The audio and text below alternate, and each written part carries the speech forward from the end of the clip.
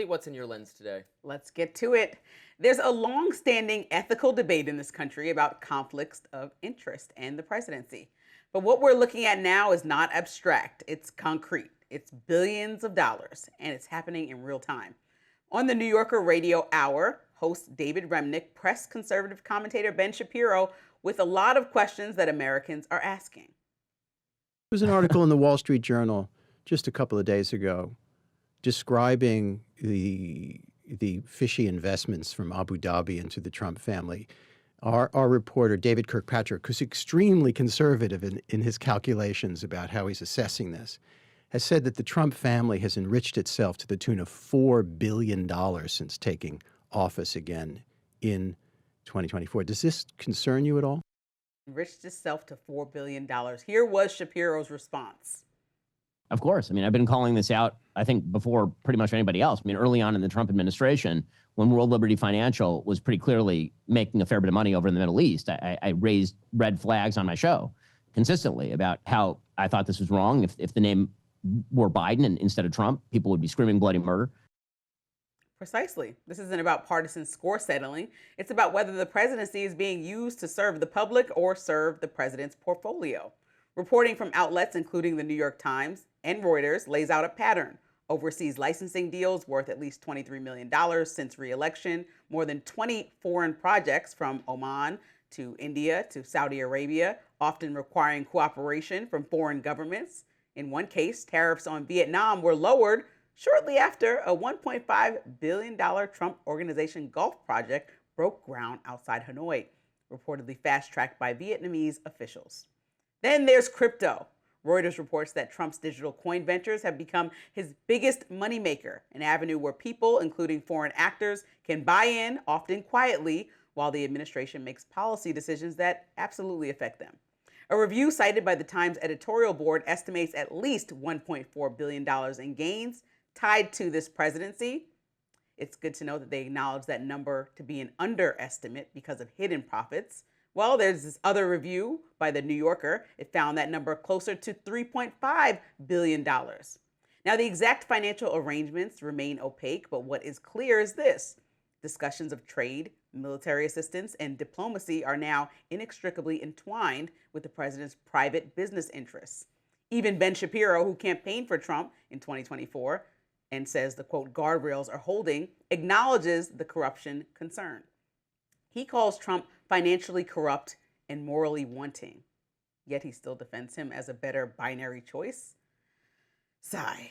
That's where we are. We've normalized a system where the bar isn't, is this ethical? It's as long as the person is in my party. The Constitution anticipated foreign influence. That's why the emoluments clause exists. The presidency was never meant to be a profit center. But you can argue about policy wins. You can argue about immigration, judges, the economy. But if we can't agree that leveraging the Oval Office for personal enrichment is dangerous, no matter the party, then we're not debating ideology anymore. We're debating whether the presidency is a public trust or a private business opportunity. Your boy Ben Shapiro, he's saying this ain't right.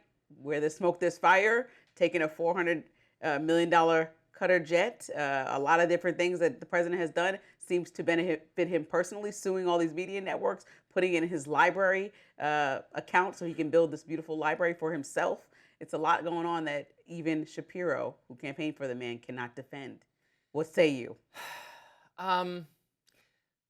If the American people thought this was a problem, they could have voted for somebody else. I mean, we decided in democratic fashion that concerns about Trump's personal corruption or complicity in corruption are not disqualifying. So who am I to judge at that point? It's not what I would have supported, but I don't know how you get around the fact that Trump is a very wealthy businessman with a business empire all over the world, and thus the policies do affect him somewhat, his bottom line. I don't really think he's trying to, I don't see a lot of that he's trying to enrich himself personally. He's breaking ground all over the Middle East and working directly with leaders. And we named the Vietnam example where he's working, but it's generally good things to bring business to other countries. Yes. The America First president who has the opportunity to build and create more business here so people have more jobs Oh, I don't is care about breaking. that. No, I'm telling you, he campaigned on this.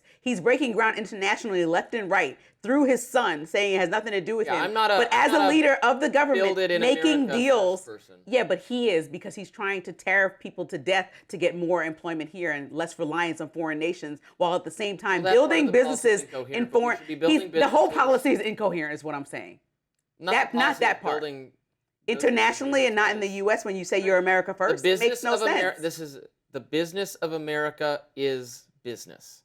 So good. He should use his office to reduce barriers to trade with other nations. That's a good thing. When they benefit him. You're mad that he has sued media companies for slander in his personal capacity, which is his right to do that and every American's right to do that if they engage in slander. The BBC edited wrongly in their documentary on January 6th, made it appear like he said something that he did not say, and so he's suing them for it.